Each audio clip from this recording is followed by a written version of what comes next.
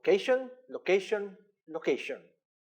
This is the often recited mantra of salespeople who want to have better access to their customers. Finding a good location is one thing. Maximizing the potential of that location is another. What a good business location is depends on the nature of the enterprise and its chosen customer segment. Thus, finding the best location depends on the target market. After identifying the target market, potential locations must be screened according to 5 factors. Number 1, number of customers residing or working in the area. 2, their density, or the number of customers per unit area. 3, their access routes to alternative locations and their traffic count in those routes. 4, their buying behavior, or where they buy, at what time, and how frequent. And finally, 5, what locational features they're looking for, such as locations with parking spaces, foot access, creature comforts, and the like. After screening the locations according to those 5 factors, the entrepreneur must then determine the economics of the location. This means analyzing the cost, volume, price, and profit of the location. The entrepreneur should compute for the cost of buying or renting, the cost of renovating, and the cost of maintaining the location. The entrepreneur must determine the most probable volume of customers based on traffic estimates, drop-in rates, and the sales conversion ratios. The volume and mix of goods and services expected to be sold at certain assumed prices must be calculated to derive the revenue estimates. And finally, the entrepreneur must compute for the estimated profits. The entrepreneur should also compute for the cash flow requirements based on investment and financing needs, the break-even sales volume, and the expected rate of return. The final choice of a location must be based on other important criteria aside from the economics of the location.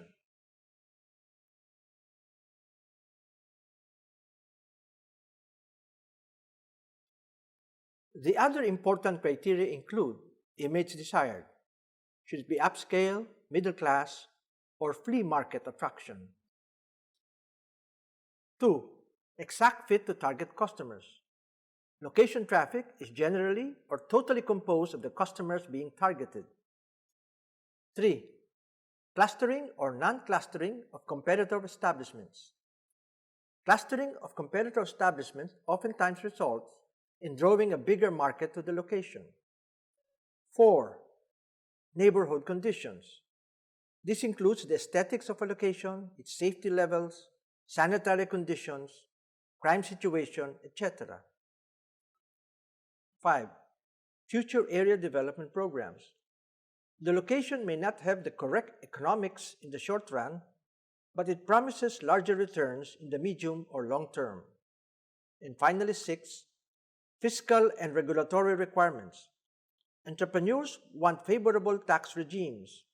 They also seek cities or towns that have good governance, excellent infrastructures, and great public services.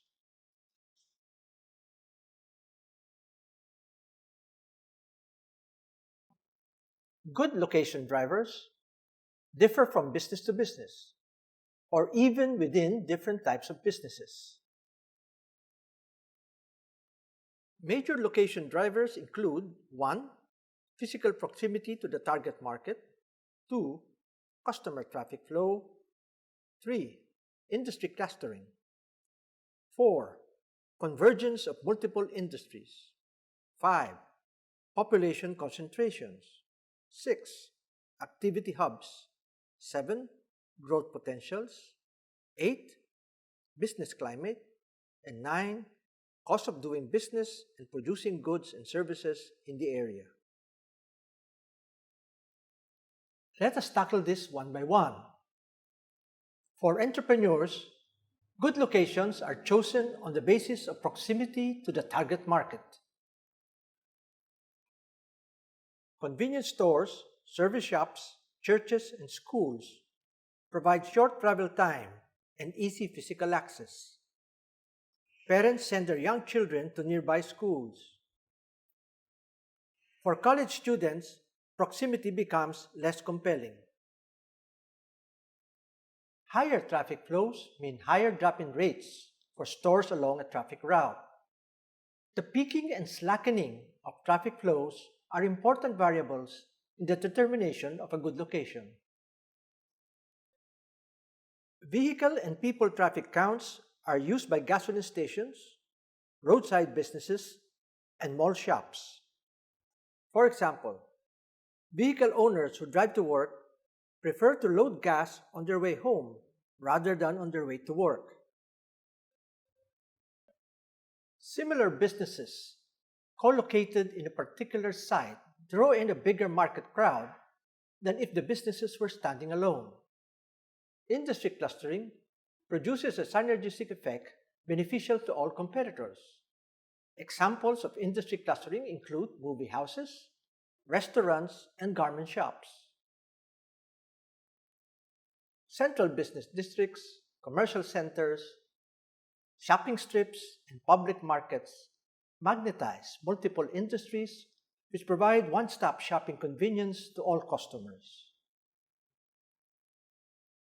Urbanization creates population centers. Where people live, goods and services follow. The greater the number of people, the greater the number of needs and wants to be satisfied. Activity hubs, such as large schools, high-rise buildings, public parks, transportation terminals, and entertainment centers, provide good location potentials for food establishments and client-specific services. Businesses are always looking for new areas to expand and grow. That is because crowded population centers are already saturated with existing providers of goods and services. Hence, the new development site will be the proverbial greener pasture for early locators, and the early locators will catch the early customers.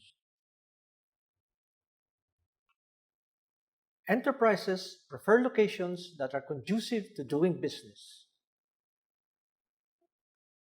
This includes areas with high economic growth, stable political situation, effective social services, good infrastructures, cheap utilities, efficient transportation and logistics, availability of skilled labor force, low crime rates, good fiscal incentives, and trusted public officials. For industrial establishments, the more relevant criteria are those locations with a lower cost of doing business and a lower cost of producing goods and services. Hence, these industrial establishments would prefer locations outside the main population centers, but with government-supplied amenities.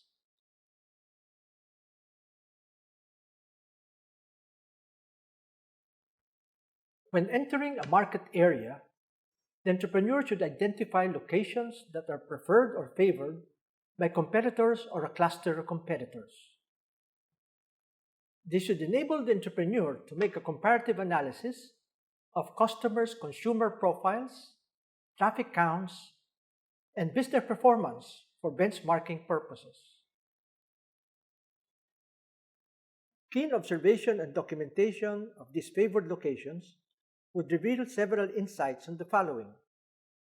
Which competitors are doing better than the others and why? Which physical spots are more attractive than the others in the current business category of the entrepreneur and why?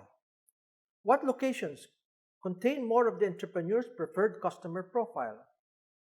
What locations have larger traffic counts of the entrepreneur's target customers? What are the buying behaviors of target customers inside the premises of the competitors? How many competitors are co-located at the site, and what is the performance like of the poorer performers? How long have the competitors existed in the location, and how many have closed shop?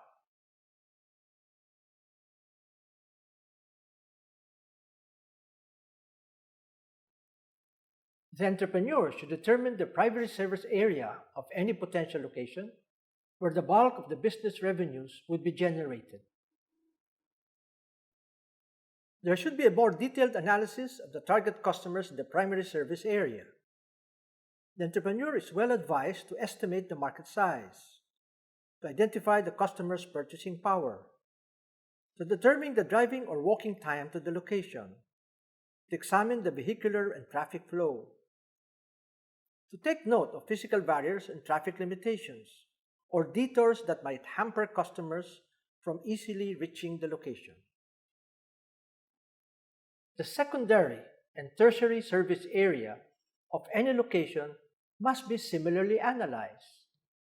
This is to gauge the potential for additional revenues and to gauge the potential for expansion.